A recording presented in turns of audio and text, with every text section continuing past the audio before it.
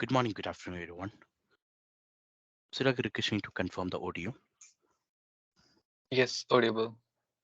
Yeah. So I think we can start the session, right? Yes. Yeah. So thank you, Sirag, and good morning, good afternoon, everyone. So once again, welcome to Windows Server 2022 training event. So thank you, team, for confirming the audio. So yesterday we were discussing about a installation of Windows Server 2019. We have seen how 2022 is being installed on in a cloud infrastructure. Now, a couple of points we want to discuss on a cloud infrastructure here. So the moment when you configured a Windows Server 2019 or a 2022, normally we used to get a couple of requests for adding an additional network interface card. You may have to do a disk management options on in a Windows Server 2019 or a 2022. So we'll try to understand how to make or how to upgrade or a downgrade additional network interface card on 2019 or a 2022 in an on-premises scenario, and we'll try to understand it in a cloud scenario also, and we'll try to see how additional disk or upgrade or a downgrade it can be configured on in a cloud scenario. Let me take it the first scenario here. Let me try to understand something called NAC. You heard about a concept called NAC or a Ethernet port, right? So the moment when you want to make a network connections on in a on-premises one, we used to have a network interface port or Ethernet port is been available on the on-premises server. For example, like if you take a physical server, you may be having a NAC port or NAC card available on in a physical server that may be installed on in a motherboard in a place called PCI or a PCI Express or in a ISS routes. So if you take a on-premises scenario, the network interface card or Ethernet card is been physically it's been present physically on in a server. Now, when it is coming on in a cloud scenario, now you are working for an organization. There you implemented Microsoft Windows Server 2022 or a 2019, and you want to add additional network interface card. How can we add this additional network interface card on in a Microsoft Cloud? So for your information, the moment when you install Windows Server 2022 or a 2019, by default, there will be one network interface card is been automatically created.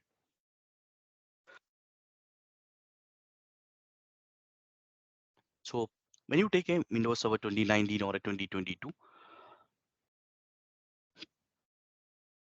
there will not be any physical network interface card available on in a cloud. Instead of a physical card, whatever network interface card available on in a cloud, that basically known as virtual network interface card. So it's you don't have any physical card is been available. Instead of the physical network interface card, there will be a virtual network interface card is being assigned to your VM. Now, by default, when you configure a VM on in a cloud, how many NIC will be added automatically?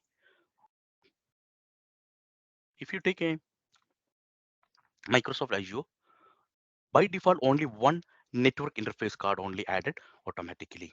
So you not have more than one by default.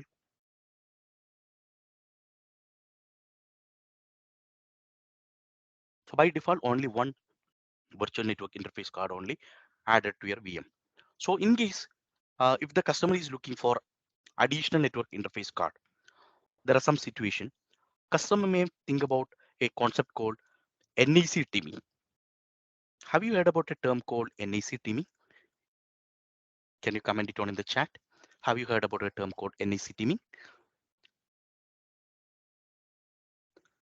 NAC teaming means it's kind of a load balance or yeah, NAC teaming means now you have a network interface card available. For example, like you have a server available. Now, how this entry or exit into server is been coming? generally you will have a NAC port is been available. Now you will have a two NAC port will be available. So all the traffic coming on into a server can be configured in a active active mode or active passive mode also. So whatever traffic is being coming on into Windows Server, in case if you want to configure, for example, like if one NAC port is been down, you can able to transfer data or you can able to communicate with the help of the second NAC port. So this generally it's been configured with the help of a concept called NAC teaming. Now in a non on-premises scenario, this NAC teaming we used to configure with the help of a physical Ethernet card, especially like it's a kind of a redundancy purpose. Yes, basically it's for redundancy, and second one is called high availability also. Now, now we have a scenario here.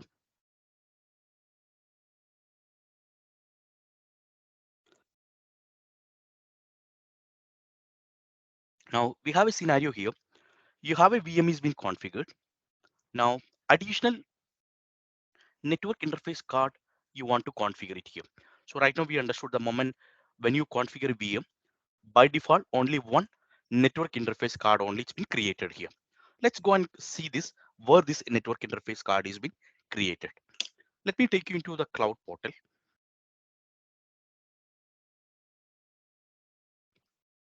Right now, I hope you can able to see cloud portal here. Now, if you go to all resources here, let me take all the subscriptions. You may be able to see here. I have a couple of VMs been created here. These are the VM which we've been created yesterday. We have created VM2, VM3, and development VM. Now, if you go to this servers here, all resources, you may be able to see there is a network interface card. It's been created automatically here. You can able to see here along with your VM. You can able to see there is a network interface card is been created. You can able to see first one is the development with the server name, then network interface card number. Now, if you go to individual VM also, if you go to individual VM, if you select the VM here, if you click on the networking option, on the right side, you will be able to see the network interface card. It's been assigned to the VM here. You may be able to see there is a VM properties. You have able to see there is a network interface card is been assigned here. Now I'm giving a scenario here.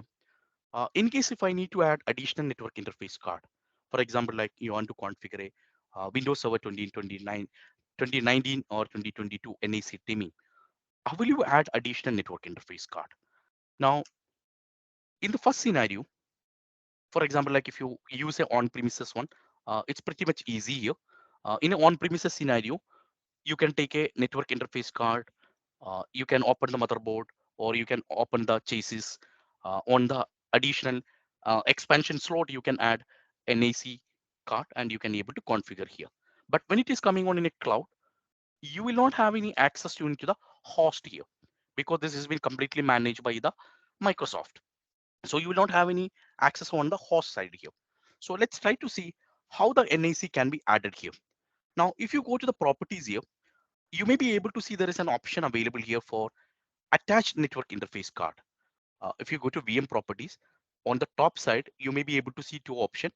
One is called attached network interface card, and you may be able to see another option called detached network interface card also. Right now, this option you may be able to see, this has been configured in a gray out mode because right now I'm not getting an option for adding here. The reason it's been like, right now, if you take this VM, your VM status currently is been a running condition. So the point you need to remember here, on a fly, that means on a live condition, you will not be able to add any configurations. So that's the point.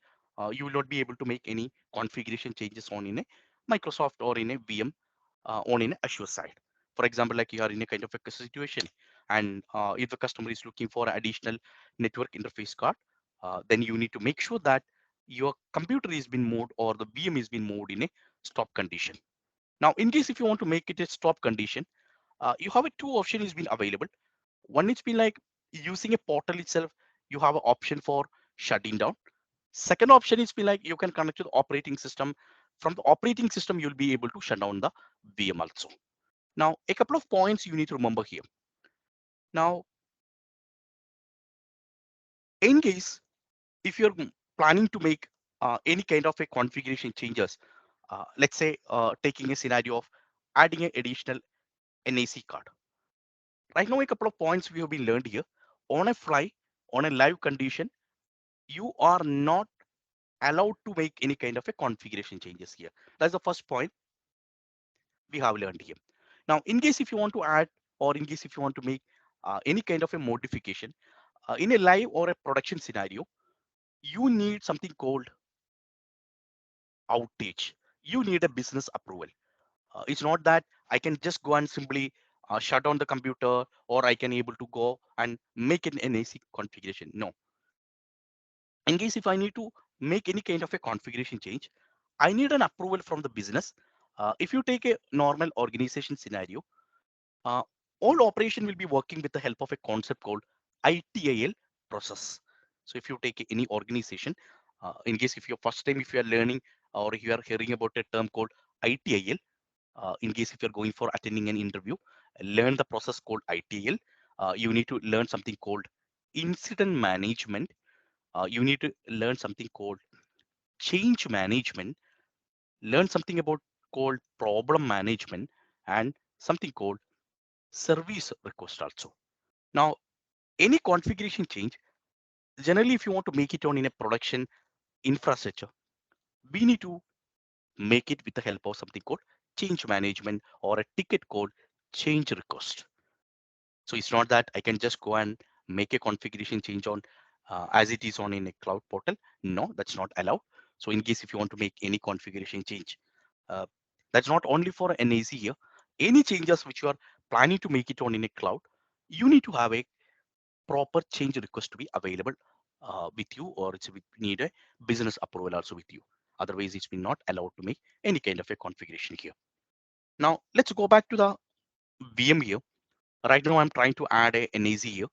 So we understood like on a fly, we are not allowed to create any additional network interface card. Now let me go back to the portal here. Now let me move this VM into a stop condition here. Right now I'm just shutting down this VM on into a stop mode because I'm not getting an option for adding additional network interface card. So let's wait here.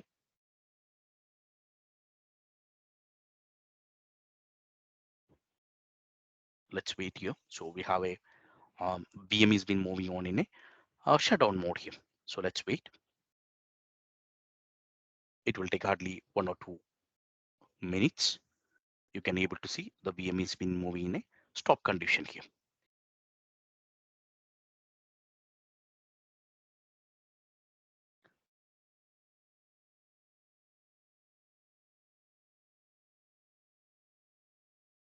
Let's wait here. So the VM has been moving on in a stop condition here. Right now you can able to see the VM has been moved in a shutdown state here. Now, if you go back to the VM properties here, now if you go to VM properties here, you may be able to see, click on the networking. Right now you can able to see you are getting an option for attaching additional network interface card. Right now I'm just attaching the network interface card here. So you can able to see I'm attaching additional network interface card here. I clicked on attached network interface card. So here I'm getting option like create and attach a new network interface card. I'm just giving my network interface card name is backup. I'm configuring additional network card for my backup purpose. So I given network interface card name is backup here.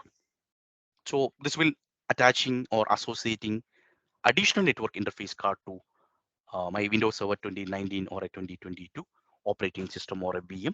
Currently, it's been configured on in the Microsoft portal here. Right now, you can able to see there is additional network card is being configured and configuration is in progress state here. So let's wait here.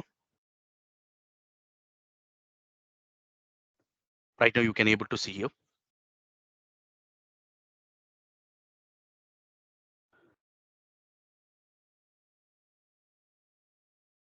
Give me a second.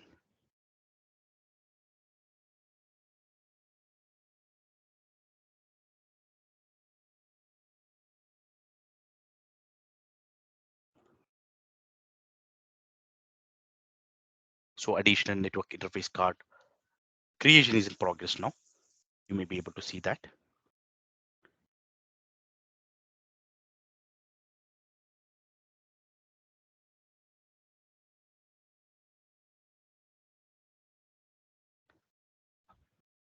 Right now you can able to see on the portal here, there is a additional network interface card has been configured here.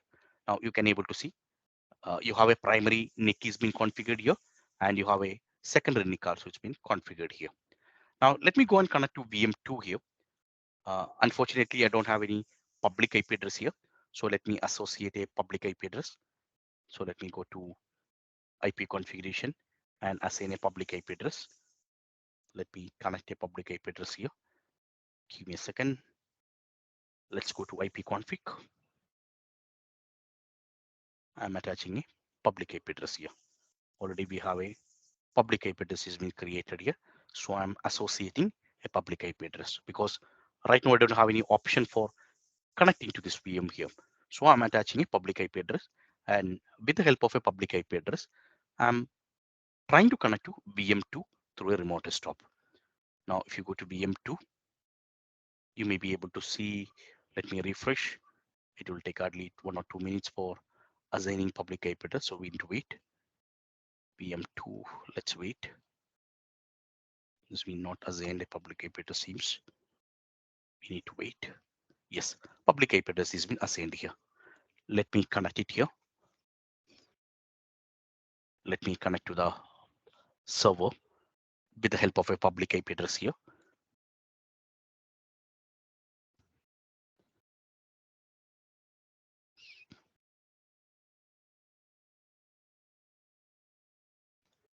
Let me connect to the VM here. Okay, just give me a second.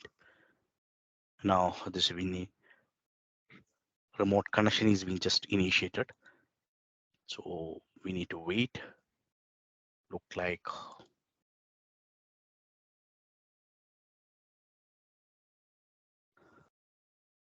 public IP address is been not able to connect it here. Or seems this VM has been. The reason it's like I'm getting a remote desktop error message. The reason it's like your VM is in a stop condition. That's the reason I'm not able to connect. My bad because I moved the VM in a shutdown state. So I need to just reconnect it here. I need to just power on and need to connect it here because I was just trying to connect into RDP, but I was not getting console. So the reason was my VM was in a stop condition here. Let me power on.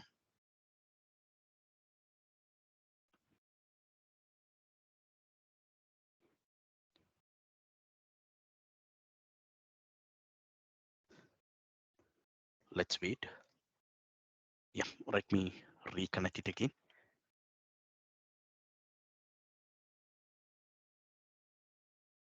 Let me connect using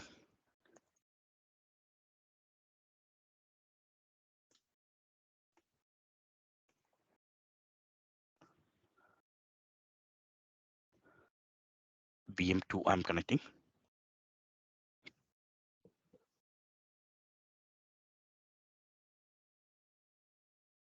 Right now, I hope you can able to see remote desktop here. We are taking Windows Server 2022, which is being configured here. We are taking remote desktop. Let's connect.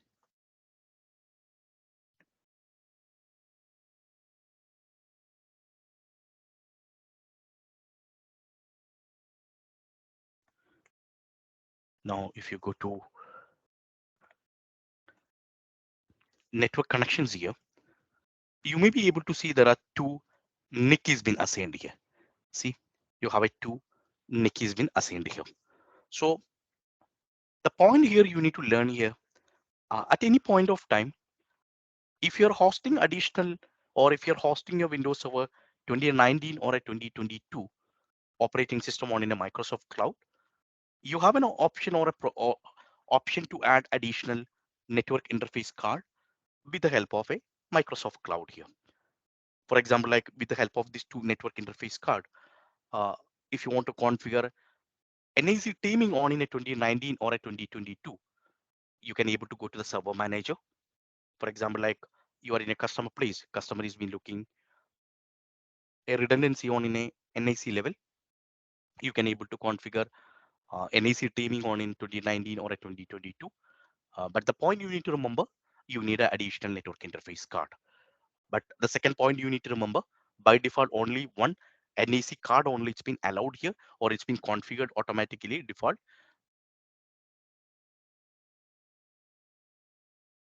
In case if you want to go for additional uh, network interface card, you need to have a downtime.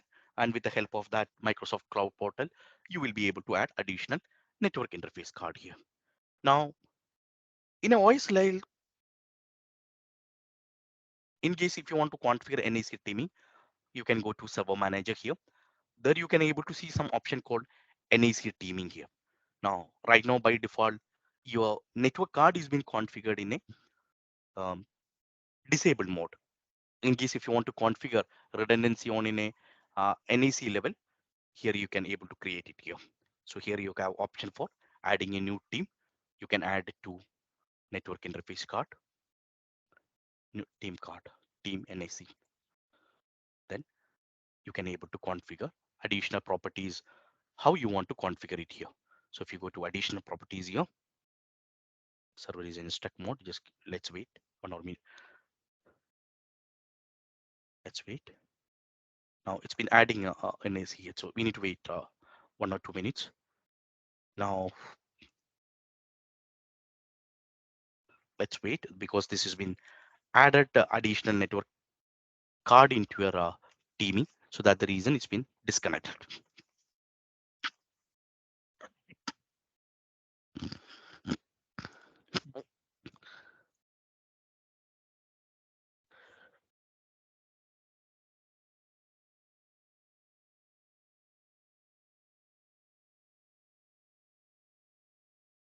Let's wait. This has been reconfiguring the network interface card here. Let me reconnect.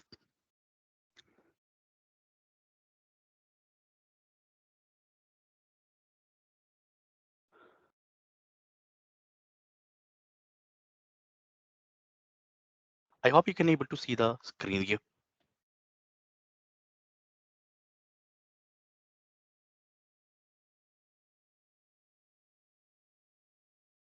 Frankly, you're not able to see the screen.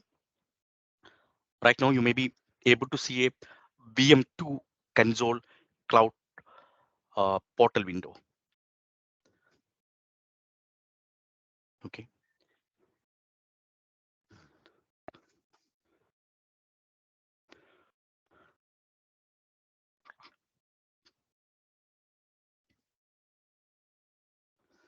let me connect to the VM.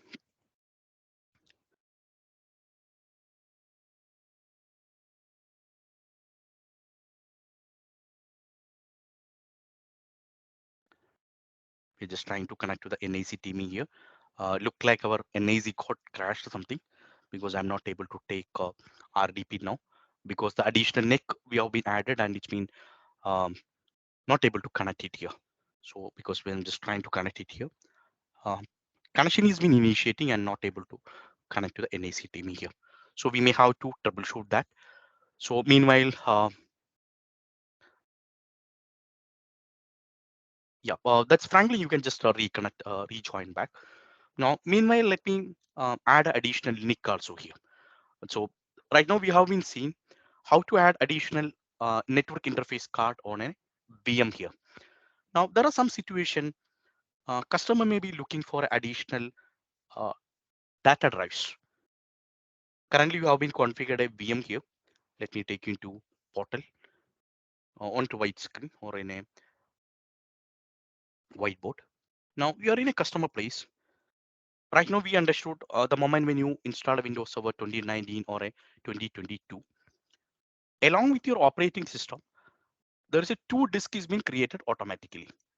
So when you configure a cloud VM here, uh, doesn't matter whether it's in a 2016 or a 2019. By default, you have a OS disk is available. You have a temporary disk also it's been available. So yesterday we understood it's not recommended to save any information on in a OS drive, and it's not recommended to save any information on in a temporary disk also. Now, I hope you can able to see a whiteboard. Now, let me give you a scenario here. When you're working on in an on-premises server, now you have a physical server is been available.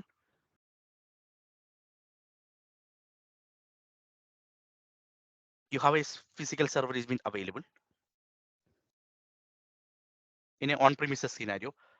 Jamar, I'll come to your question. Okay, I'll answer your question later point. Now, I'm just giving a scenario on an on-premises one. By default, inside your box, you may be having a disk is available. Let me give you a scenario like now the customer is looking for adding additional disk. Can you comment it on in a chat? In case if you want to add additional disk, how will you add in a normal scenario? In an on-premises one, in an on-premises solution, in case if I need to add, yeah, we need to add to a server bay, but careful, there is a limitation we have, right? Because if you take a physical server, we have a space limitations we have, right? We have a, yeah, we have a space limitation is being available. Now, if you take a on-premises or a normal data room or a data center scenario, in case if you want to add additional disk, we used to use a couple of methods. One is been like you maybe heard something called JBoard. That's called a just bunch of disk. Just a bunch of disk means that you will get a box where you can able to add additional disk. That will be like a separate box. This box will be connected to your physical server using a different network or different interfaces. You maybe heard about a something called SCSI or a SAS kind of a interfaces. Just a bunch of disk, nothing. You have another box is been available that will holding only the disk, and you will not have any kind of a redundancy mechanism there. So I'm just saying how additional disk is been added on in a on-premises scenario. Now, this was the one of the method or commonly used method in a customer place. Now, additional to that, so on-premises scenario, you may be having something called JBoard. Now, another one is called a DAS. DAS means that in your box, you will have something called RAID controller. Something called RAID controller will be available. So what is the use of a RAID controller? Have you heard about a concept called RAID? RAID stands for redundancy array of inexpensive disk or independent disk. It's nothing. You are providing a redundancy in a disk level. For example, like you have a multiple disk is been available. For example, like you have a installed operating system on the first disk. In case if this disk is failed, your entire infrastructure or entire VM is being down here. Now, for providing this kind of redundancy, generally we used to have something called redundancies or a RAID configuration is generally we used to configure in a hard disk level. Now, right now I'm discussing about in an on-premises solution, how disk is being attached. One option is be like a JBoard, or you will have something called a DAS is been available, or you may be heard about something called SAN. You may be heard about a few companies like EMC, NetApp, or you may be heard about something called Hitachi kind of a organizations. They will have a something called storage array will be available. So they will have n number of disk will be available based on the customer requirement. Instead of assigning the complete disk, based on the configuration the customer is been looking, something called as LEN. It's called LEN. LEN means that what is the, for example, like the customer need only 50 GB disk space, they will be virtually, they will give you small space from the storage array, and this will be attached to the server here. That's called LEN here. And you have another option is being called NAS also. So if you take a on-premises scenario, you have a DAS or a NAS or a SAN or a NAS kind of option is been available. With the help of that, you can able to attach the disk or additional disk can be configured. Yes, NAS storage is basically using for configuring as a kind of a file servers. For example, like if you want to configure a file server in your organization, generally that is being configured with a network attached storage. So NAS is generally configured with that. Now I'm not getting to that storage configuration here. I was just trying to discuss here. When you want to add additional disk or in a on-premises solution, these are the few mode or few methods we were using on in a on-premises scenario here. Now coming on in your cloud. Now on-premises solution, I have discussed how we can physically you can able to attach. Yes, nowadays we are using a SAN with a different concept like iSANs or a iSCSI kind of options we are using. IP based we are using here. Now our agenda is we not to manage the storage side here. We are trying to understand about once the disk is been attached to an operating system, how to manage that operating system or how to manage that storage from an operating system side. Now on premises scenario, we have learned JBoard or the different method has been available. With the help of that, we can able to attach storage into a server here. Now, when it is coming on in a cloud, how to add additional disk? Uh, I remember yesterday someone was asking the same question here. Now, in case if you want to add additional disk on in a existing scenario or in a cloud scenario, you have an option for upgrade or downgrade disk also. For example, like by default, we understood you have only two disk is only available. Now, if the customer is looking for a additional disk, you can able to add here. But the problem here you need to remember here, in case if you want to add additional disk, you need to go to something called disk option. For example, like at the time of a creation, let me show you two options here. One is be like how to add a additional disk.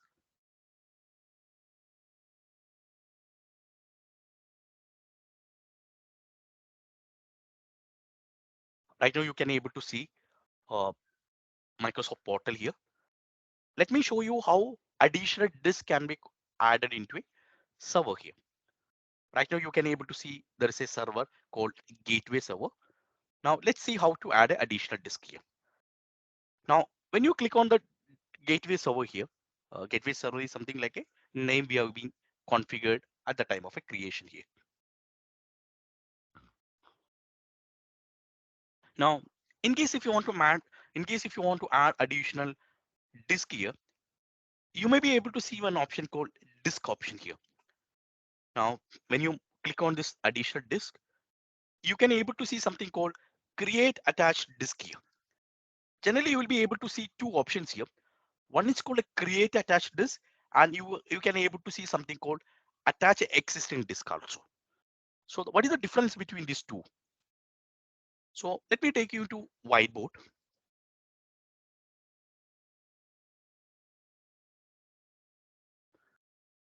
Now when it is coming on in a VM side, right now we understood the moment when you create a VM, uh, based on the OPEX or based on the consumption, we are paying amount to Microsoft. Now how the pricing is being calculated on in a VM side? When you calculate the pricing for a VM, there is a two factors we are considering. The first factor is something called compute cost, and second one is called storage cost. So yesterday someone was asking, uh, in case if I need to save a amount or I need to save money on in your account, can I shut down my computer and keep it on in a Azure portal? Yes, you have option for shutting down the server, but the moment when you shut down your computer, you will be saving the compute cost, but there is a disk is reserved for you. So the moment when you create a VM, by default there is a storage is been reserved for you. So that storage is in a live condition. So the moment when you power off or the moment you move your computer on into a shutdown mode, you will not have any compute cost is been charging, but background you will have a something called storage cost. So that the reason sometimes people are coming with a concern. Hey Robin, I've been kept my server is in a shutdown mode, but there is some amount is been debited from my account. So the reason is this: in a shutdown mode, even if the computer is in a shutdown mode, there is a some charge is been occurring for your storage. So what is the option you have available here? One option is been like you have an option for decommissioning the server. Now, the moment when you decommission or deleting a server, I hope you can able to see the whiteboard. Can you just confirm, Anuj or okay? Because I was just switching from one monitor to another monitor. Okay, thank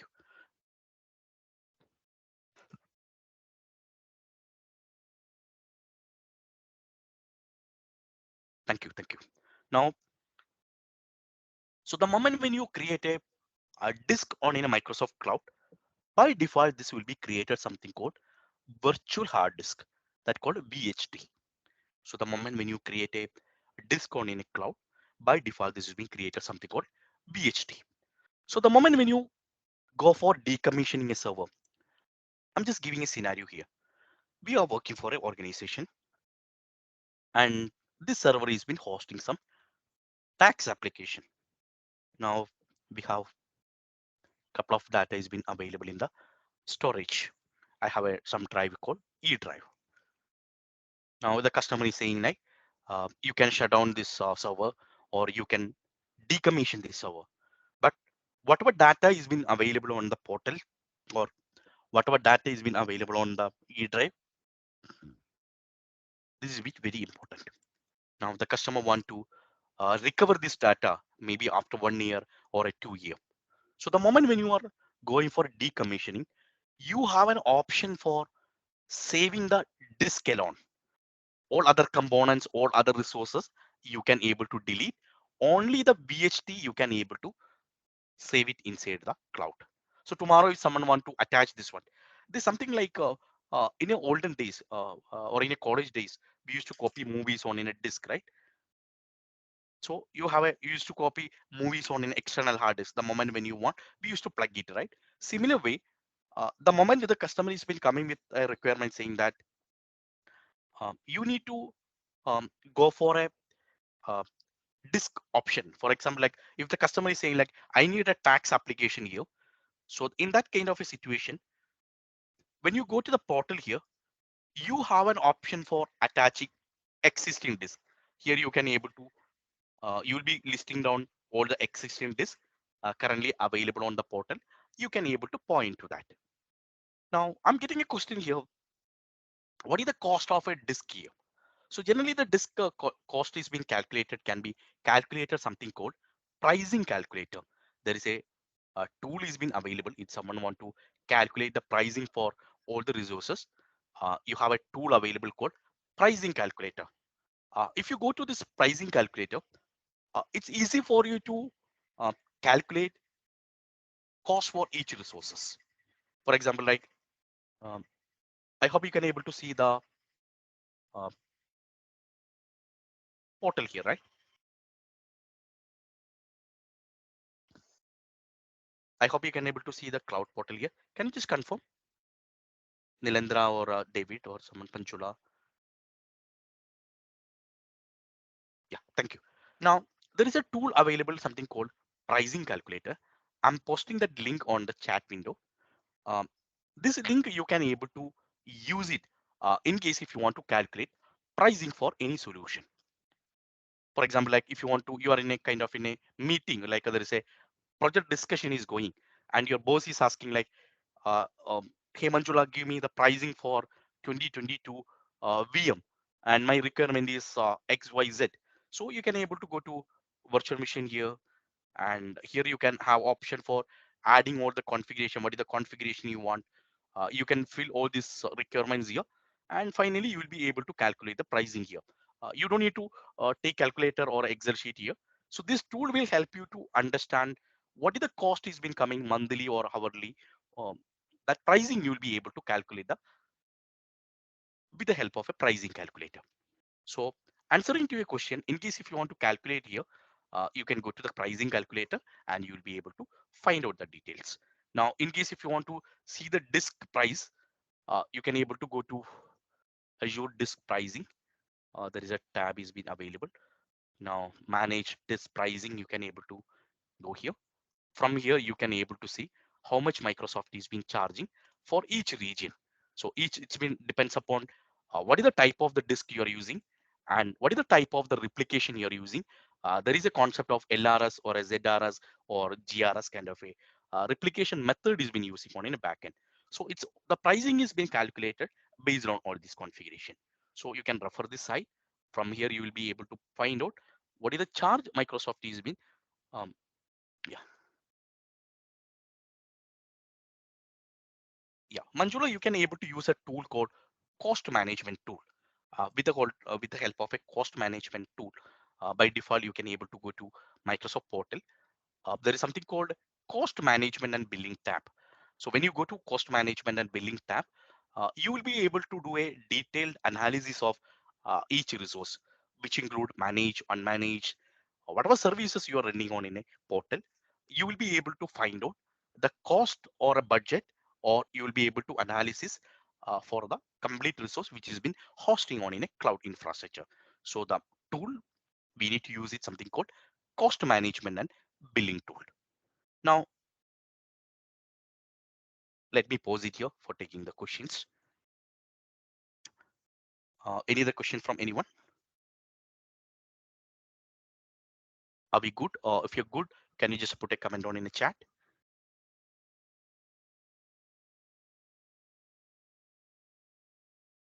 Yeah, thank you. Now, let's try to understand how to add an additional disk here. Now, let me go to VM here. Let me add an additional disk here. Let me take a gateway server here. Let me add two disk here. Let me go to disk. I attach first disk. I'm just giving something called mm, E drive, something called E drive. Size I'm just giving 10 GB. I'm just giving like data one.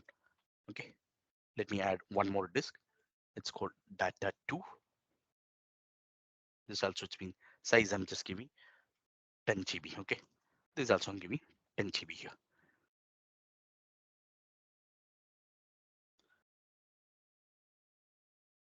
Let me add one more data three also. Yes. So right now you can able to see I'm trying to add additional disk on into Microsoft Windows Server 2022, which is being hosted on in a cloud infrastructure. Now, if you compare this with the existing on-premises mode, how will you add additional disk? You may be using directly on in the physical box, or you may be using SAN or LN kind of any methodology there. But here you need to go to a cloud portal and we are adding an additional disk. So I've been attached or I've been added additional disk here. Now, when it is coming on in on-premises, you may be connecting using a SCSI or a SAS or a ISAN or kind of a options. So you may be using any of that interface tools. Now, right now in the cloud, I've been added using a portal here. Now, you can able to see the configuration has been updating here. Now, let me connect to this VM here. Let me connect to the VM here. Now, let me take a RDP to this computer here.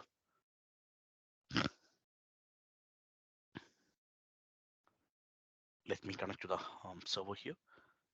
It's asking the username and password.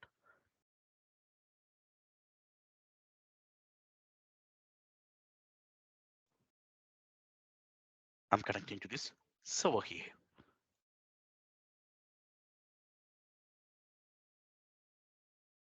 Right now, you can able to see here, we have taken a remote desktop to gateway server, where we have added additional disk. Right now, you can able to see Windows Server 2022. We have been connected, and right now the user profile and server validation is in progress here.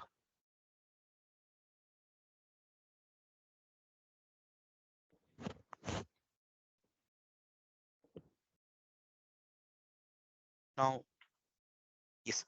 Now a couple of points you need to remember. Whether if you're adding a disk on in a on-premises or if you're adding on in a cloud or a VMware or a Hyper-V, managing an OS from the operating system side. Right now, you've been attached disk on into a operating system. Right now, we have a 2022 is been available here. Now, for managing your disk, you will be using two methods. Any idea what is that? You can able to see here. If you go to disk here. Now, once the disk is been attached on in a cloud, now if you can able to see here, you have a server is been available. Now, in the first scenario, you have a on-premises. In a on-premises, you have attached a disk using a SAN or a NAS or a different methods. Second scenario, it's been like you attach a disk using a cloud. You added an additional disk on using a Azure portal.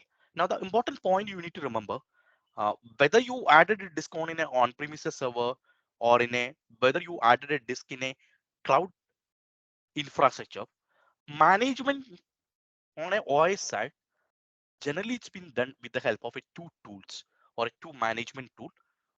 First one is been known as a disk management tool, and second one is been called disk part. So in case if you want to manage once the disk is been attached on into operating system, now in the operating system I need to use that, right? Because I need to give a files, right? I need to configure as a file system like NTFS or a FAT or a FAT32 kind of a file system. I need to configure as a partition, right? So all this has been done with the help of a tool called disk management or something called a disk part. So disk management is a kind of a graphical user interface. In case if you want to manage your disk using a graphical user interface, then you can go to for disk management tool. If you're good in a command ways or in a PowerShell or in a script or in an automation way, then you can able to go for something called disk part. So you can able to use disk management tool or you can able to use disk part also. Now, currently you can able to see we have a three disk you have been attached here. If you go to gateway server here, let me take you into cloud portal here. I hope you can able to see cloud portal window here. You may be able to see a gateway server remote desktop here. Right now you can able to see gateway server here. If you go to my computer, you may be not seeing the additional disk here, right? See, you added additional disk, but this is been not listing inside your operating system. What is the reason behind that? Any idea? Can you comment it on in the chat? We added additional disk, but it has been not showing on in a operating system. It's been not configured. Okay. What else? Unallocated. Okay. Yeah. There's something called initialization because you added a operating system. You added a it's not a SSD here. The simple reason.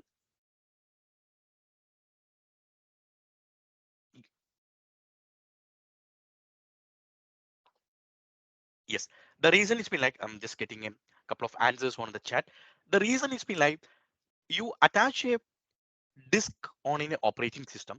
Now in the operating system side, I need to do something called initialization. I need to inform operating system, hey operating system, you are the boss, you got additional disk, please start using this one. So that process is generally done with the help of a something called initialization. So all other component like a NTFS or a partitioning, all other component is been coming after that only. Now, how to do that?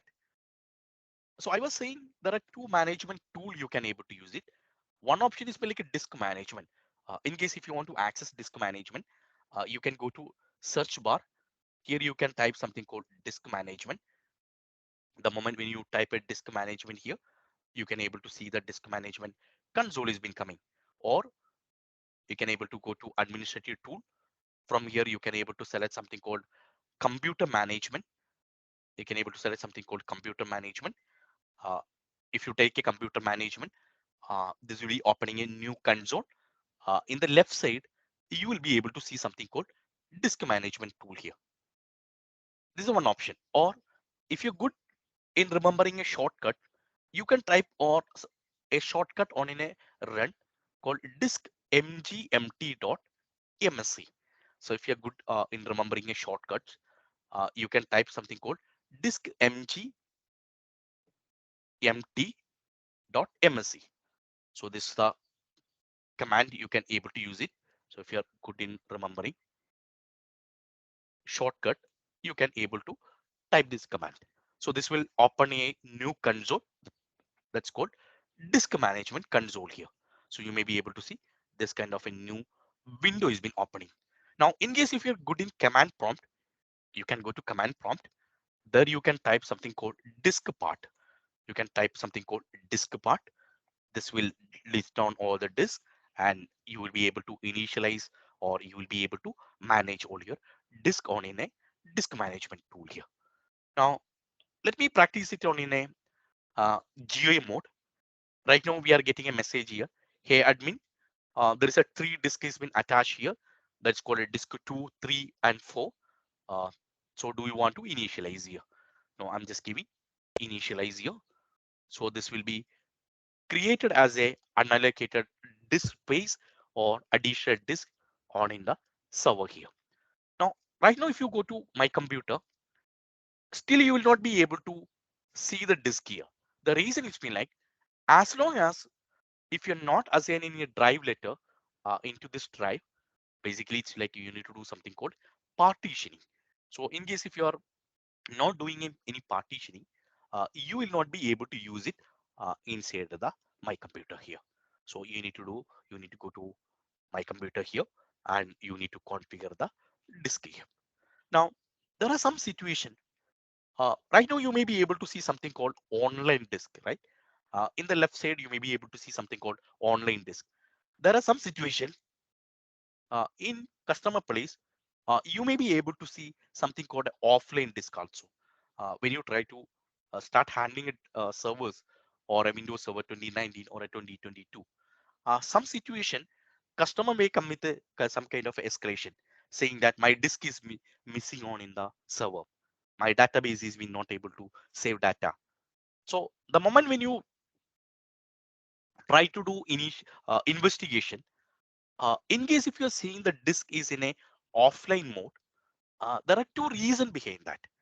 One, it's been like uh, another administrator maybe purposefully move that disk in a offline mode, or if it is an on-premises scenario, there is some issue with that physical disk. Either it can be issue with the cable or the disk may be not detecting properly on in the operating system. Your disk may go to the offline mode. There are some situation like if you're working on in a cluster kind of a scenario, if there is any network flap or there's some connectivity has been happening on active or active node or a one server to another server, your disk may move to a offline mode. So, so in that kind of a situation, if the customer is saying like, I'm not able to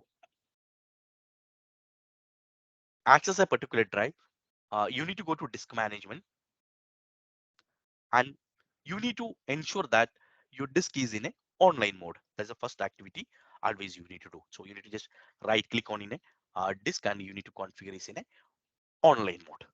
Now there are some situation you may be able to see the disk is maybe uh, configured as in a foreign disk also. So there are some situation you may be able to see something called a foreign disk. For example, like if you are using a disk from an existing server and you've been attached to a new disk, you basically.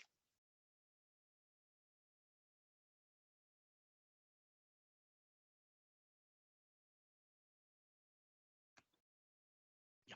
So there are some situation if you configure a RAID and if the configuration has been available on the server, that kind of a situation, your server may be getting a message called foreign disk. Now let's try to configure a disk here.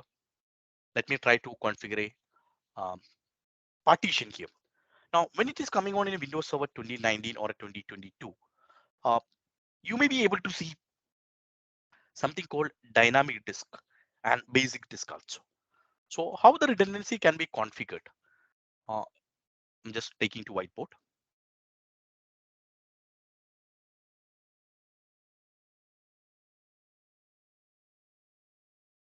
I hope you can able to.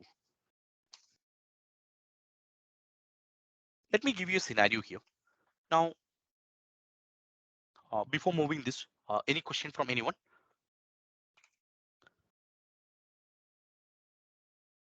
You don't need a daily attendance, Rashid. So already you've been filled, right? Okay. Now, any other questions related to disk management?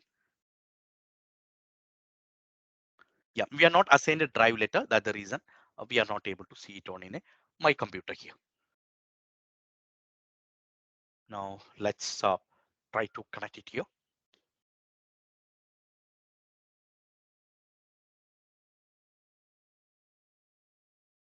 Okay. Now, I'm just giving a scenario here. You have configured a physical server or you configured a Windows server. You have a physical server is been available. You have a two disk is been available. One is your OS disk and you have a data disk. So you have a two disk is been available. You have a OS disk is available and you have a data disk also has been available. Now I'm just giving a scenario due to some X or Y reason, your OS disk is being got crashed or your data disk is been crashed. What will happen to this server? Can you comment it on in the chat?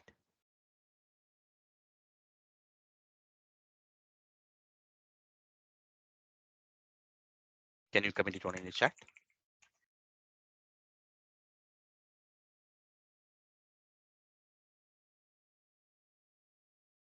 You will not, yes, data has been got corrupted and you will not have any mechanism to recover your data here. Now, for avoiding this one, generally you will have an option called or something called, we will be enabling a feature called RAID. Let's call it RAID stands for redundant array of inexpensive disk. So you'll have something called redundant array of inexpensive disk. Redundant array of inexpensive disk is nothing. Whatever data you're saving here, right now we are being depend completely on a single disk, right? You have a single disk is been available. So what you're doing, technically you are attaching one more hard disk here. Whatever data is been available here, you are copying to the second disk also. So if one disk is been down, you will be able to recover with the help of a second hard disk. Now, how the data or how the information or it's been distributed, this depends upon something called RAID levels, how the parity or how data needs to be divided. That's been divided or it's been calculated with the help of something called RAID levels here. I'm not getting to RAID level configuration here. I'll be just touching what is the RAID level currently it's been supported on Windows Server 2019 and a 2022 here. So I'll give you RAID as a self-study topic here. Hot swappable disk JLoad, it's been like depends upon what is the RAID controller you're using. There is something called a hot swappable disk or dedicated disk also. That depends upon JLoad, depends upon what is the model you're using. You may be using a Mega RAID or a different vendor card you be using. Now, how to configure a RAID here? You have a two option you have. One, it's been like you can configure something called hardware RAID or second one is been knowing as a operating system also. That's called a software RAID. You have a option of a software RAID and you have a something called hardware RAID also. Now, how will you configure hardware RAID? You will be getting something called RAID controller. you will be getting something called RAID controller cards. If you go to, let me show you this, a picture of this. Right now, I don't have any RAID controller uh, present. Pic is been available with me. You may be able to get something like this RAID controller card here. See, RAID controller card, you will get it here. So you can able to see mega RAID controller card for server. So you'll be getting a controller card like this. So this you will be inserting on your motherboard. If it is, I'm just discussing in an on-premises scenario. Okay, so this will be inserting on in the motherboard of your physical server, and all your disk will be attached to this RAID controller. Uh, in your home, you may be using a desktop computer, right? In your home, how this disk is been attached, you may be notice your disk may be attached directly on into the motherboard. But when you're using a RAID controller card, you will be getting a port like something like this. You can able to see here. If you take a card here, you may be able to see some black color spot here, right? Black color port you may be able to see. This is something like a SAS RAID controller here. So all your disk, instead of connecting directly on your motherboard, that will be connected on top of the RAID controller. So this RAID controller will take a decision of how the data needs to be distributed between a server here. How your RAID controller will be decided? RAID controller will be decided with the help of a concept called RAID levels. You may be having different RAID levels are configured here. You have an option something like a RAID 0, RAID 1, RAID 5, RAID 6, and something called nested RAID like a RAID 10 or a 01. There are different RAID combinations are available. So this has been configuring.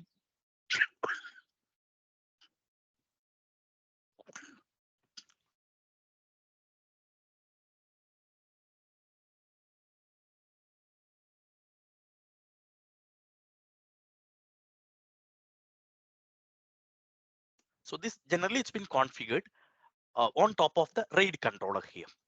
Now, when you want to configure a redundancy on in a hard disk or a on-premises site, you can able to configure from a RAID controller level. Now, give me a second. Let me have a what.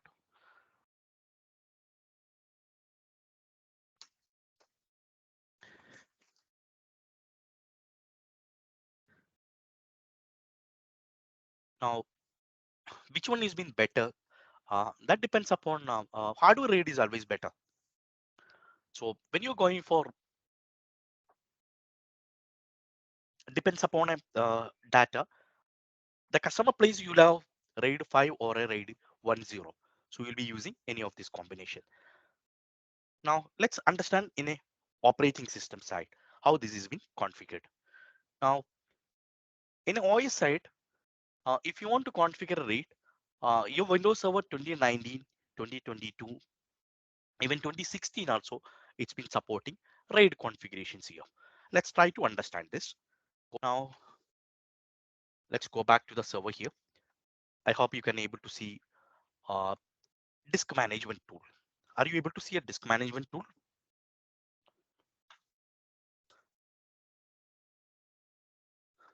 Yes. Now, in case if you want to configure a RAID level, Microsoft has been supporting three RAID levels here. One has been RAID 0, RAID 1, and RAID 5. Microsoft operating system is not supporting any kind of nested RAIDs like RAID 10 or a RAID 6. Different combination of RAID is been not supported here. Basically, this has been supported um, three RAID levels here. Let's try to understand here. Now, when you go for configuring a disk 2, you may be able to see there are 5 volumes you may be able to see here, right? Now, in case if you want to configure RAID concept on an operating system level, we understood in case if you want to configure RAID on in a hardware RAID, we need to have a hardware RAID controller is needed. But in a kind of a cloud scenario, I don't have an option of a adding a attaching a physical RAID controller here. So I need to have only the operating system RAID option only it's been available here. So how to configure a RAID on in a OS side here? Now, the moment when you click on this RAID concept or in a disk management, you may be able to see something called symbol volume, spanned volume, something called strip volume, or called mirrored volume, or RAID volume also. Now, the moment when you click on symbol volume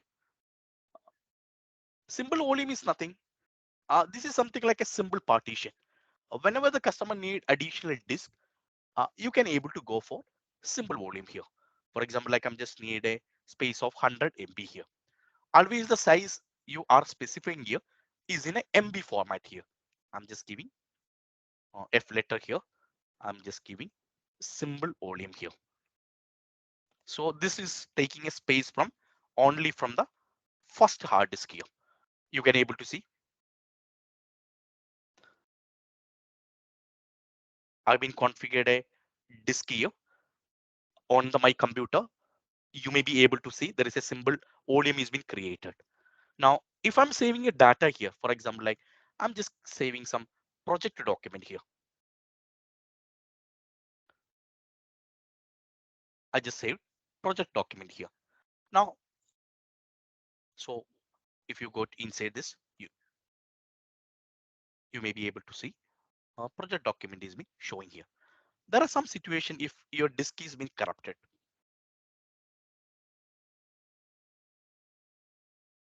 Always SSD has been better, Larry.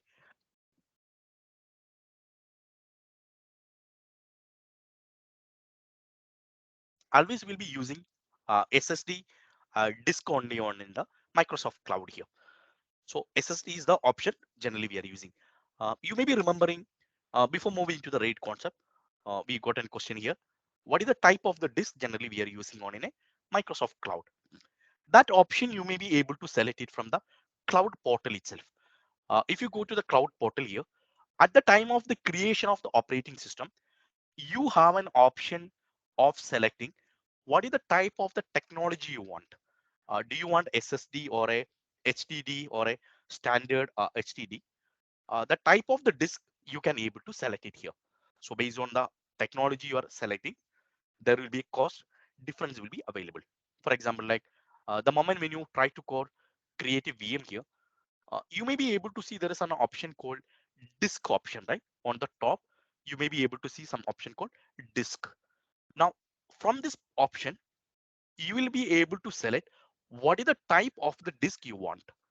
Whenever you want a high performance or you want to go for a mission critical um, data or a server if you want to host, that kind of a situation we need to go for a SSD disk.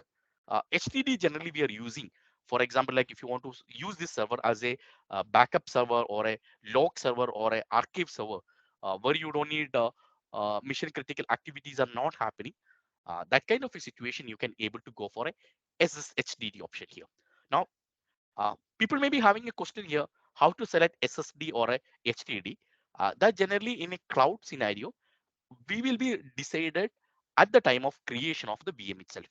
At the time of a VM creation, you have an option to select what is the type of the disk you want. Do you want it a SSD or you want it a HDD or you want it a normal disk? Based on the requirement of the customer, you may be able to select it here. So based on what is the type of the backend disk technology you are using, there will be some price variation also will be available for the VM. I hope Larry it's been cleared now. So that option is been not selected on the OS side. That option is been selected on in the cloud portal side. In the operating system, you don't have any option to select whether you need a SSD or a HDD. That's been completely decided on in the outside of your operating system. Clear, Larry?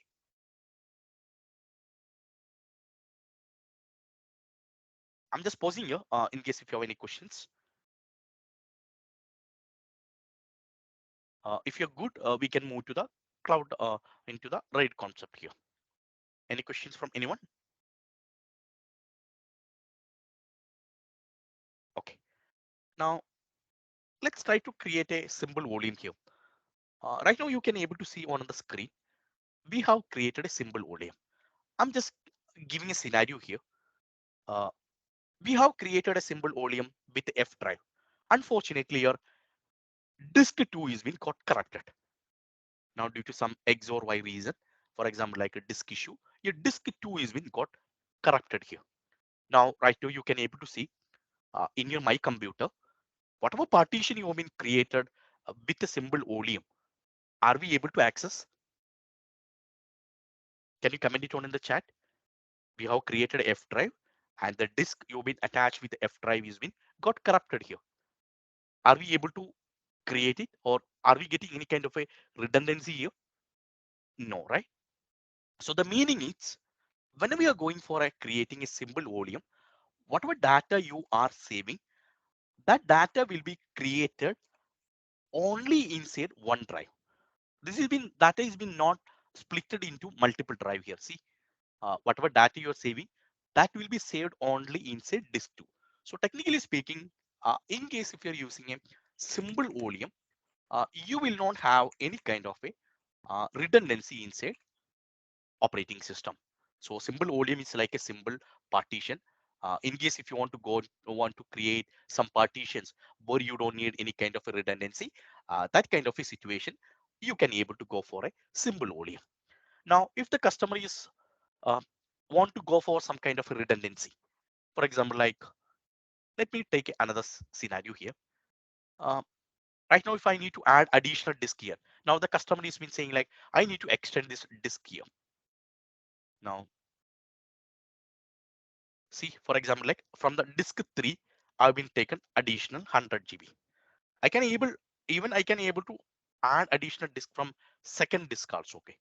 So, for example, like if I'm taking additional disk from a, for example, like I have, right now you can able to see here, we have created a volume with a 200 MB disk space. Now, customer has been coming with a requirement saying that 200 MB is me not sufficient for my purpose. So I need to extend the drive. So in case if you're using a simple drive, you have an option for extending a drive. For example, like if I have a disk 2 is been available, I don't have any disk or I don't have any data is been available on the second disk.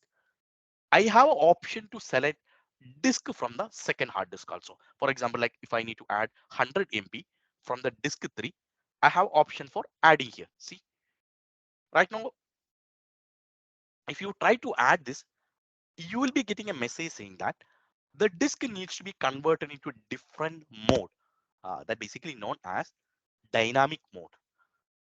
In case if you want to use these options here, like a span or a strip or a RAID volumes, by default, this is been not supported in a basic mode. In case if you want to support this RAID levels on in a Microsoft Windows Server 2019 or a 2016, first thing you need to convert your disk into dynamic mode. That's a different mode of disk technology or a different mode of operation. Now, one point you need to remember here, you can able to convert your disk from basic to dynamic without losing the data. Now, in case if you're converting from basic to dynamic here, I can able to convert without losing the data here. But at any point of time, if the customer is thinking like, no, I need to go back to the old version or old mode of uh, disk uh, mode, or for example, like I need to go back to basic mode, you will not be in a position to convert that. So with the data, we can able to convert. Yes, even if it is a Nilandra, we have a data is been available here. You are changing the way of Microsoft is been dictating this one. So in case if you want to use a RAID or any kind of a configuration, you want to convert, even with the help of a data, you will be able to convert it here. But the point, Nilandra, you need to remember, at any point of time, you want to go back to the basic mode. For example, like you have a dynamic disk here. So right now you can able to see here.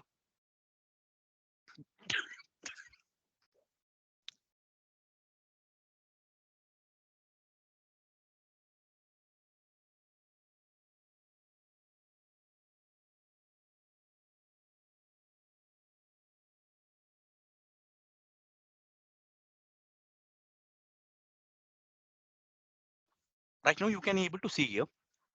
You're getting a warning message here saying that, hey, admin, do you want to convert your operating system disk and whatever disk is been available on the disk into dynamic mode.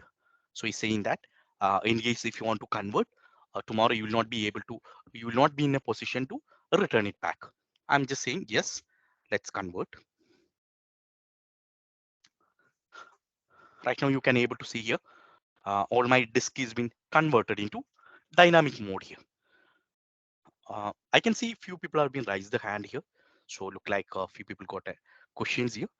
Let's have a discussion, then we'll go to the symbol volume or a span volume here. Any questions from anyone?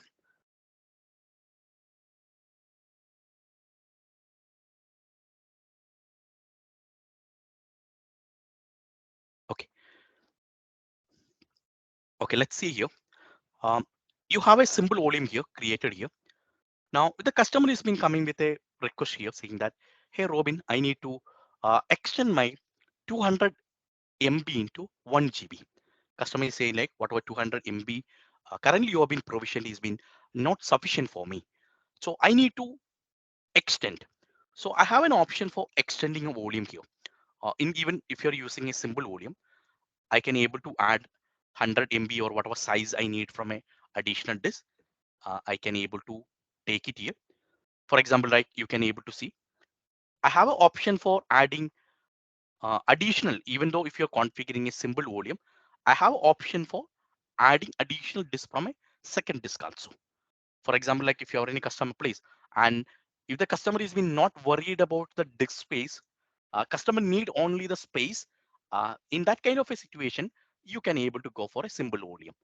The problem here, in case one disk is been down, your ended data will be down here. See, right now you can able to see, I have taken a data from this or the space from a disk 2 and a disk 3. Yeah, so it's been, I've been by mistake above, I've been given 10 GB.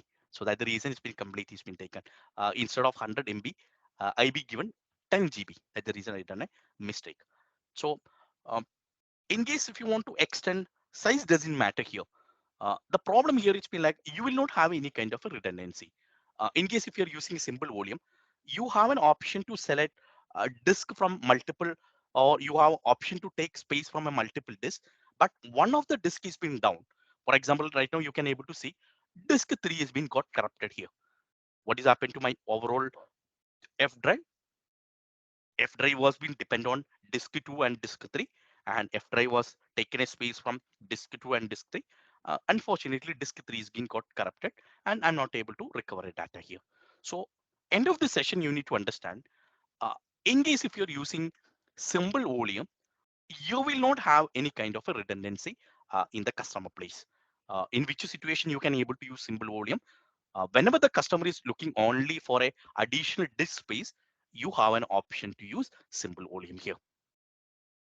Any questions? Are we good? Now I just deleted a simple volume here. Now let's try to understand about other volumes it's been available on in the Microsoft here. So something called span, strip, and raid word. You have another options has been available here. Next option is been available here. That's called a span volume here. Any idea what is a span volume? When you're using a span volume,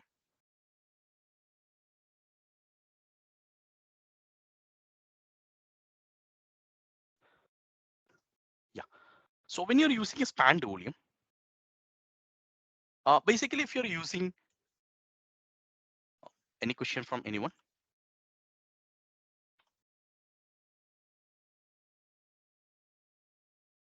Give me a second. So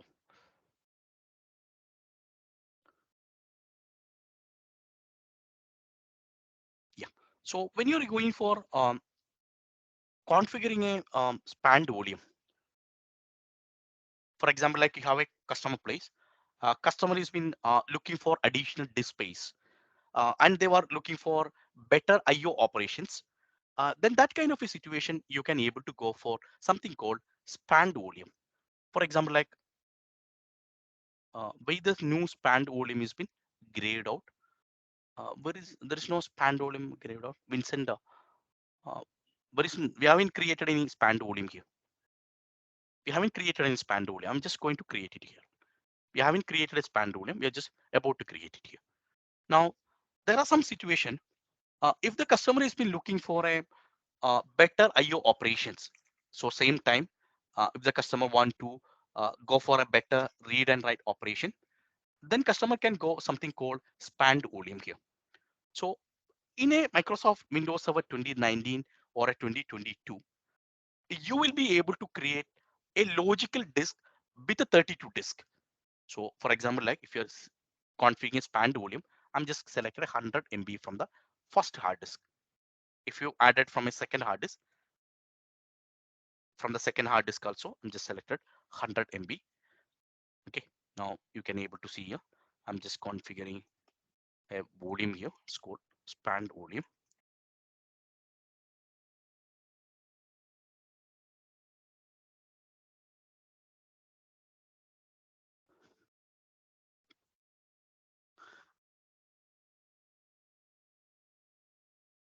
Right now, I'm just creating a spanned volume here.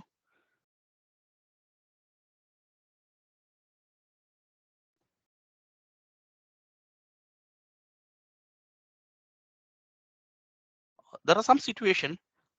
If the customer has been looking for a additional disk space, and if they are not requested for any kind of a mount points, then that kind of a situation, you can able to go for a spanned volume here. So let's wait here. I've been created a spanned volume.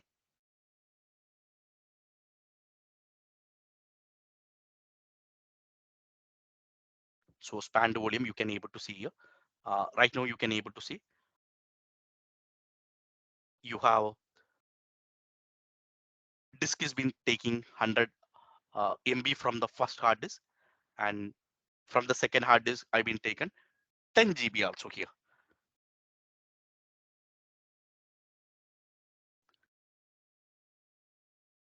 So let's wait here.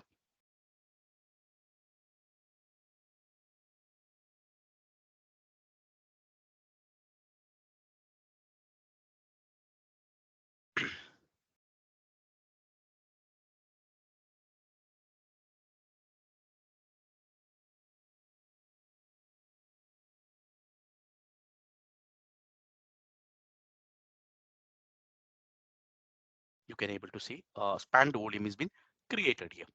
Now, currently, if you can able to see here, we have created a spanned volume here. You may be able to see I have taken 100 MB space from the first hard disk, and I have taken another 10 GB from the second hard disk. So what will be the my total size? If you go to my computer, you may be able to see it's going to be 10.1. So whatever 100 plus and whatever size has been available, it's going to be 10 GB from here, and you are getting a space from second hard disk also here. So in case if the customer is be looking for a additional space, and if they are not looking for any kind of redundancy, then you can able to go for something called spanned volume. Now, if the customer is looking for uh, a redundancy means that customer need if something going wrong with your operating system, I need to have some redundancy to be available in my organization. So that generally it's been configured with the help of a concept called RAID 0. In a Windows, you can able to see this has been mentioned as a new strip volume here.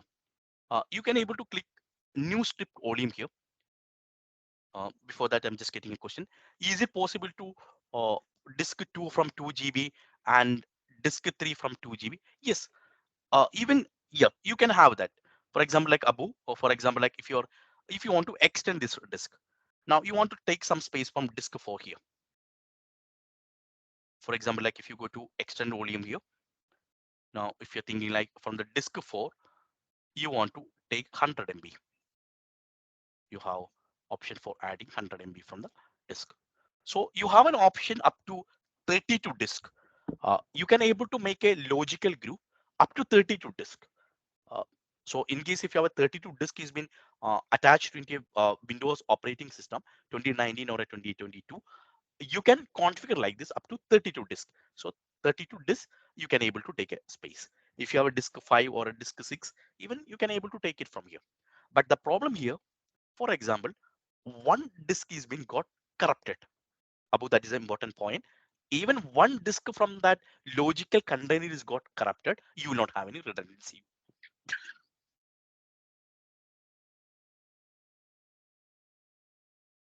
So the point you need to remember above here, you have an option for adding disk from any logical container or a disk, but this mode is generally using uh, whenever you need additional disk space. But one disk from that bunch or from that logical container is got corrupted, and their data will be in a corrupted situation. So that's a very, very important point you need to remember. Now, let me go for the RAID 0 here. Let's try to understand how RAID 0 is been. Basically, using Vikram, it's been like basically it's been using both are doing a same purpose only. Simple volume generally we used to use it only with one hard disk.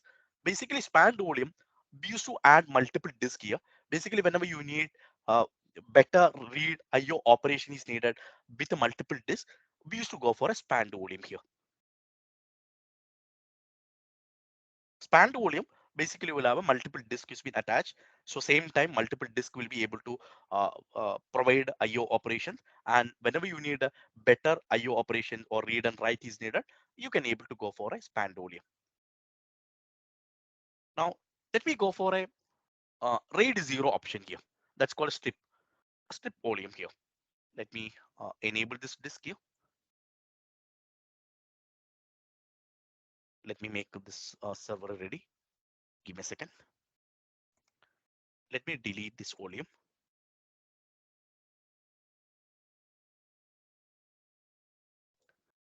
Now in case if you want to go for a um, RAID 0, RAID 1, RAID 0 if you want to go for, then you can be able to go for something called strip volume. Strip volume means your data will be, yeah, after this one, I'll be concluding the session 1 hour early today. I got some medical emergency. So I'll finish this RAID 0 and RAID 5 and I'll conclude the session. So if you can just allow me another 5 minutes, I'll be able to finish the session and we can take it. We can pause for the day. Is that okay? Or you want me to give a 5 minutes break? Okay, let's take a 5 minutes break then. Let's take a 5 minutes break and come back. Then we'll finish this. Okay. Yeah, let's take a 5 minutes break then. Yeah, we'll take a 5 minutes break. So I know it's maybe long day. So yeah, let's take a 5 minutes break and come back.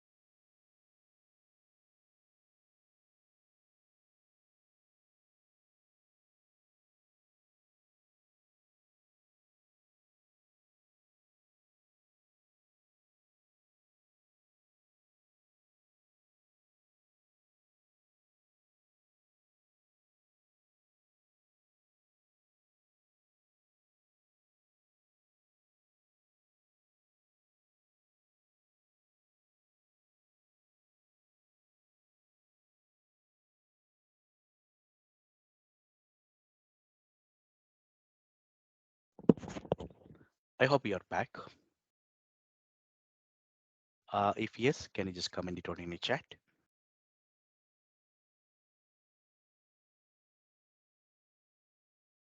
Okay. So we were discussing about different rate levels. It's been supported on in a Microsoft Windows Server operating system. Now, when you're using Windows Server 2019 or a 2022, Microsoft has been supporting three rate levels here. One is called RAID 0, and the second one is called as a RAID 1, and third one is being called as a RAID 5 here. So in case if you're going for RAID 0, I'm just giving a scenario here. Let me take you into whiteboard. I hope you can able to see whiteboard here.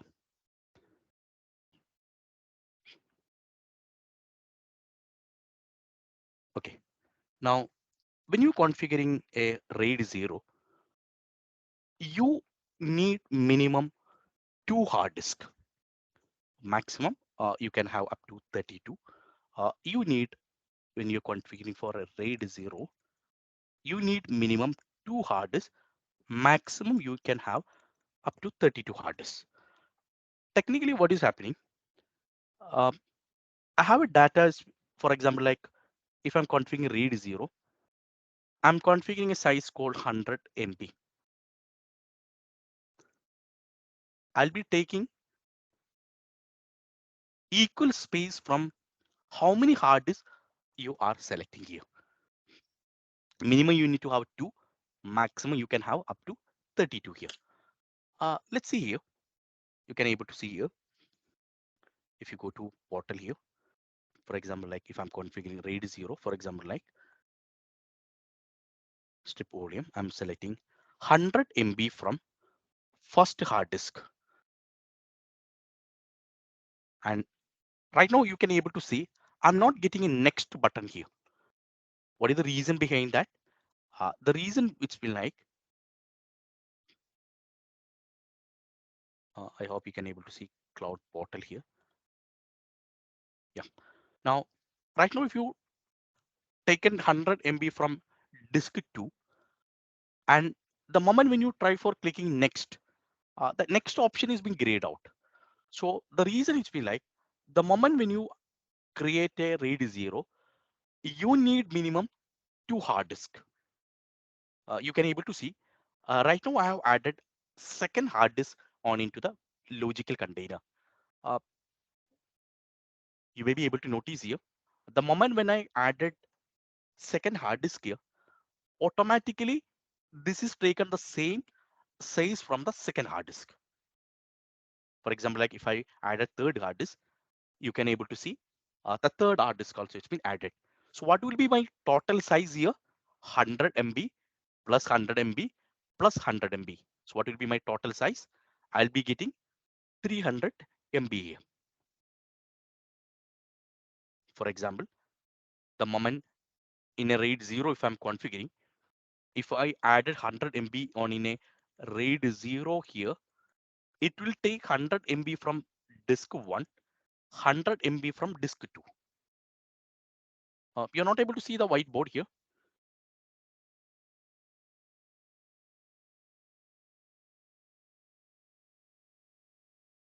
You're not able to see the whiteboard. Yeah. So what will be the total size then? 100 MB plus 100 MB. So total size is going to be 200 MB here. Now, if you go to the cloud portal here, if you go to the portal here, you may be able to see. Right now, let me add only with the 2 hard disk here. Let me given next RAID 0.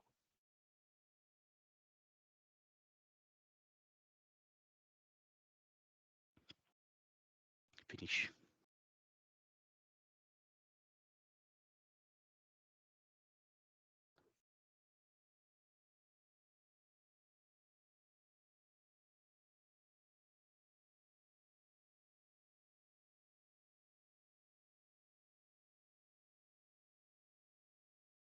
Right now on the screen, you may be able to see here. There is a 100 MB space. It's been taken from disk 2, and 100 MB space is been taken from disk 3 also. Now, if you go to my computer, what is the total size you're getting? If you go to my computer here, what is the size you're getting? See, 200 MB it's been getting. Now, what is the advantage here? So the moment any data or any drive, for example, like any data, if you're trying to save inside your F drive,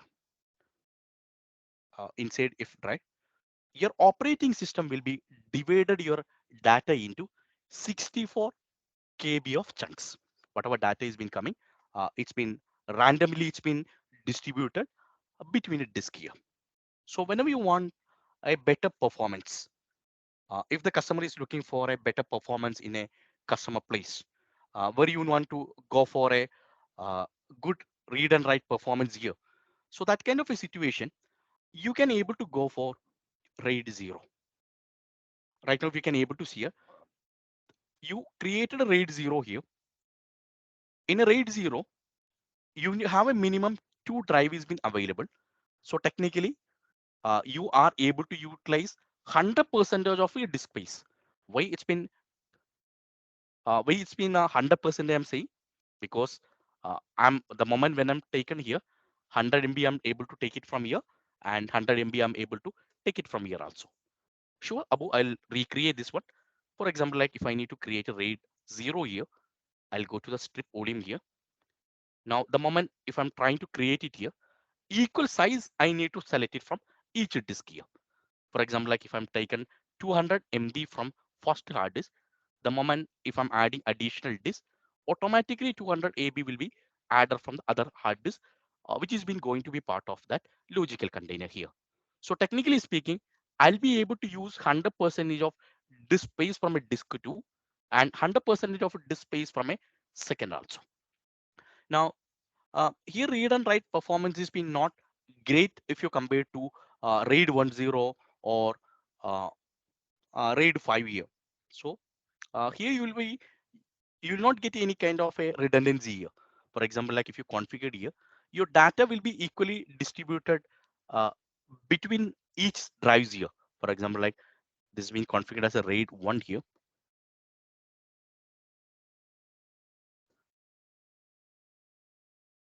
Now you can able to see here.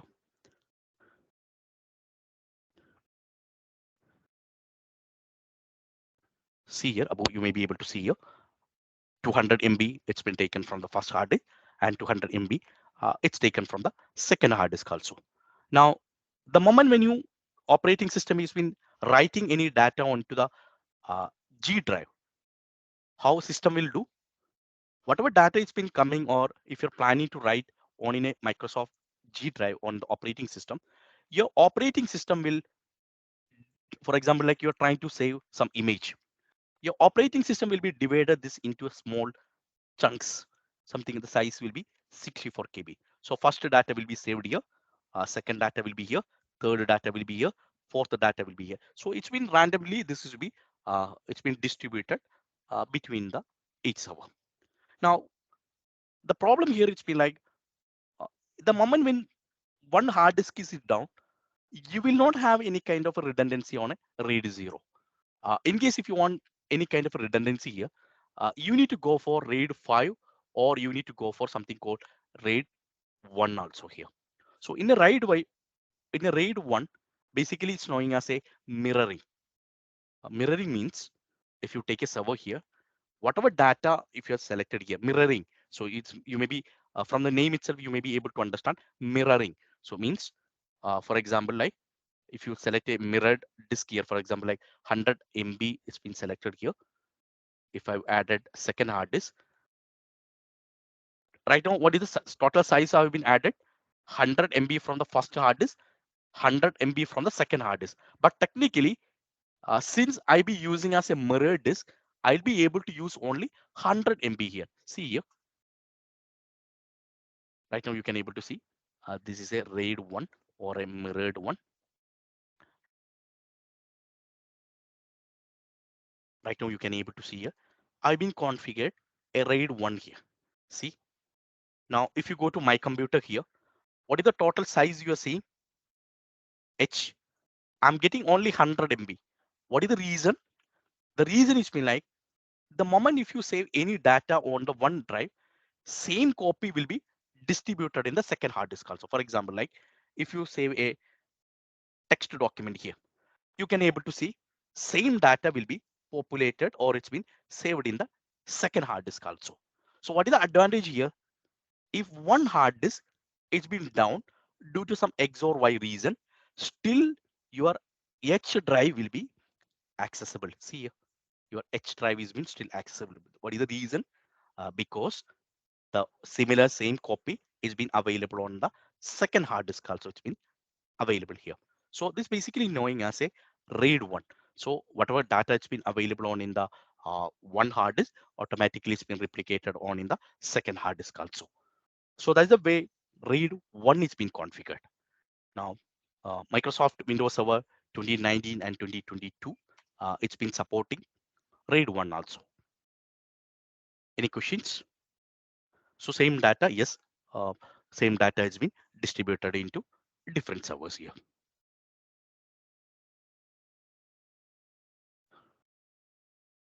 Now,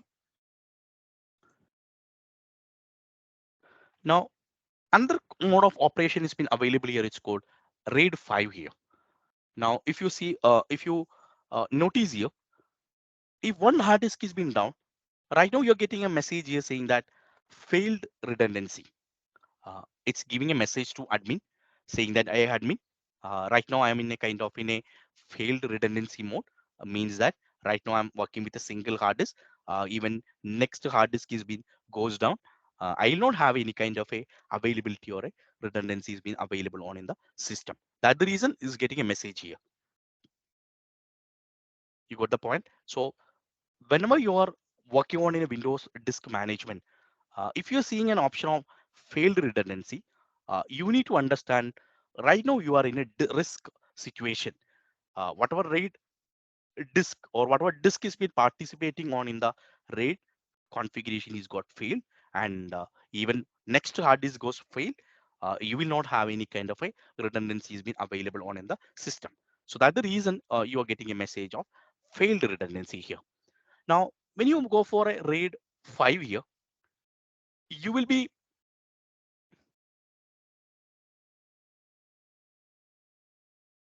adding 3 disks here.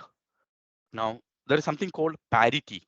In your college days, you maybe heard about something called parity, right? Have you heard about a XOR gate and parity in your uh, college days? So this is a self-study topic for you. What is a parity? So the moment when you configure RAID 5, whatever data is been available, that will be distributed between 3 disks. Yes, parity. So in a digital communication, you may be heard about this topic called parity, or you may be heard about something called XOR gate.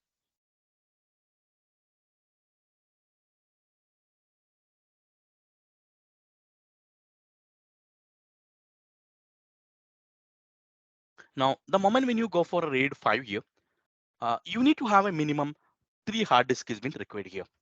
So for example, like uh, if I use 100 MB from the one hard disk, minimum I need to have a 3 hard disk. Right now you can able to see I had a second hard disk here, but still I'm not getting the third hard disk option here, or I'm not getting option for moving to the next here. So minimum I need to have a 3 hard disk is required here. But totally, even though if I've added the 100, 100 and 100, one disk will be dedicatedly it's been using for a parity disk here. So parity will be in a round robin ways, this parity will be distributed here. So technically, I'll be able to use only 65, 67% of your total disk capacity only here. So in case if you're configuring the RAID level here, uh, for example, like if I configure RAID level here, you may be able to see RAID 5 here. Just configure RAID 5, finish. So let me configure RAID 5 here. Minimum you need to have a same look like. Let me delete.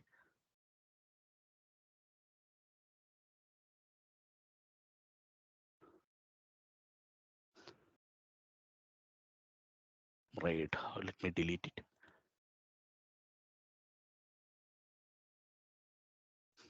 There's some disk configuration issue. That's the reason we got foreign disk here. So this disk has been participating on another RAID. That's the reason we got disk import. Let me configure here. Give me a second. Disk is been participating on a different rate, and that made a lot of issues here. So that's the reason we got a message called foreign disk is saying that hey admin, whatever disk you are trying to add it, it's already part of another RAID configuration. That's the reason it's got a message called foreign disk. I've been just imported, and I made it is available here. Now I'm just adding a 100 MB here. I'll give you a comparison chart of all these RAID levels. Okay, I'll give you a handout also. I'll upload it on in the WhatsApp group and the Discord link as well. So before EOD, you'll be getting that. Okay, I already prepared a handout for the disk management. You will be getting that.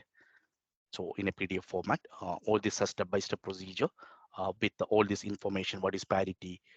What is RAID 1? RAID 0? Handout has been prepared for you. So that will be shared before EOD.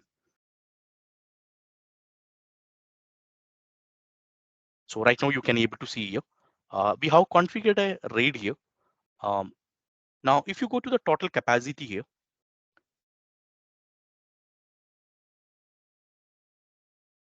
now if you go to total capacity here, uh, even though if I've added a 300 MB, I'll be able to use only 200 MB space here. You may be able to see here RAID 5. The reason it's been like one disk has been generally it's been using for something called parity. That's a kind of indexing kind of thing is been using. That's the reason one disk space I'm not able to use it in a RAID here. So technically, you need a minimum 3 hard disks for configuring a RAID level here. And if one hard disk has been failed here, still you will have a redundancy has been available with the help of a RAID configuration here. For example, like if one hard disk is got failed here, still you will have a redundancy has been available on in the RAID level here. You can able to go to PC here. Still you can able to see RAID 5 is being able to access, and you are able to write a data here. Now, when it is coming on in a real time scenario, uh, most of the times operating system will be configured with RAID 1, and all data drive we have to configure with either RAID 10 or a RAID 5. So operating system, because most of the times in a customer place, uh, which drive you may be having a question here in a real-time scenario or in a real-time production infrastructure, which RAID level we need to configure. Most of the times for a better redundancy and read and write performance, you may be able to see RAID 0 may be configured for a operating system, and all your data drives will be configured with a RAID 5. So that's the way generally in a customer place you can able to see here. And when it is coming on in an operating system, this has been not supported any kind of a nested drive like a RAID 6 or a RAID 10 or a RAID 01. This kind of a model is being not supported on in the OS drive here. In an OS drive or in a Windows Server 2019 or a 2022, you have only option of 0, 1, and 5 only. It's been not supported RAID 50. There is a concept of RAID 50 or a RAID 60 or a RAID 6 or a 1001. There are few RAID levels are supported some by some RAID controller cards that's been not supported here. Let me pause it here, and all the handout related to disk management will be uploaded on the group and the Discord link. In case if you have any question, let's have a discussion.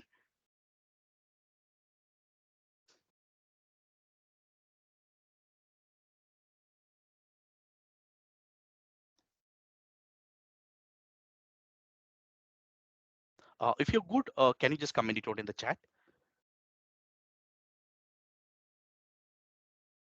If you're good, you can put a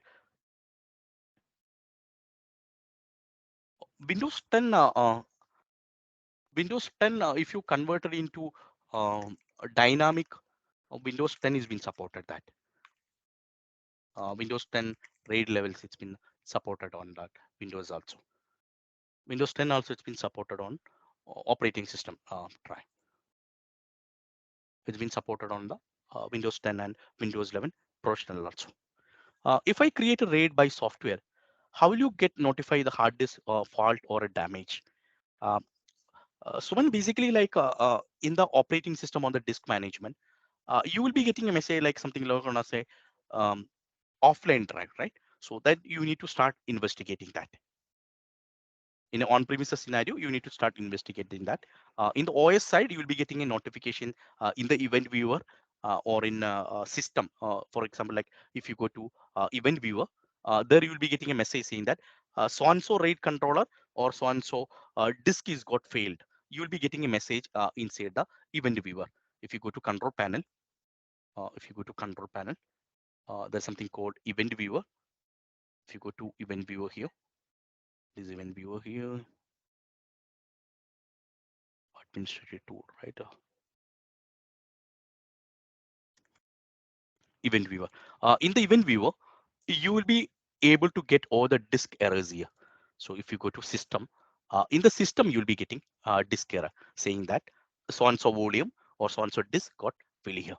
How many hard disk drive do you use? Austin is been completely depends upon uh, the complexity of your infrastructure. I cannot say that's only one or two disks. If it is coming on a Windows operating system, you are allowed to create or you are allowed to use up to 32 disks in a logical container. You can able to create NUAs. You can able to create different volume with RAID 1 and RAID 5. There is no issue that you will not be in a position to configure a nested drive.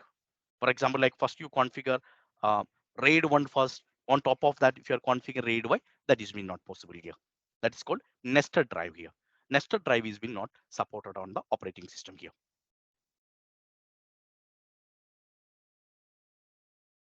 So that's concept of nested drive. Nested drive means that uh, Austin will be creating RAID 0 first, and another drive will be configured with a RAID 1, and both this drive will be again configured with a RAID 5. That kind of a combination or a nested option is being not supported here. Either you need to go for RAID 0 or you need to go for RAID 5. Simultaneously, you can able to configure, but you will not be able to club the RAID levels here. But if you go to Mega RAID or a RAID controller card, you have an option of configuring RAID controller. If one hard disk is been down, you can able to automatically you can able to add additional hard disk. That's something called plug and play, something called hot swappable disk or a dedicated host. If one hard disk is been failed, automatically it will be taken another hard disk from the logical container. So that all features of the RAID controller level here.